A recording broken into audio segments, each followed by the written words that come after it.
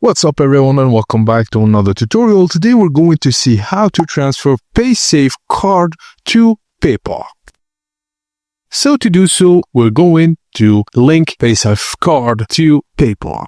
So firstly, go to PayPal and sign into your account.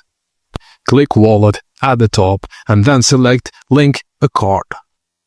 Now select debit or credit card, and now you have to fill in your Paysafe MasterCard details. So card number, expiry date, CVV code and billing address, then click Link Card.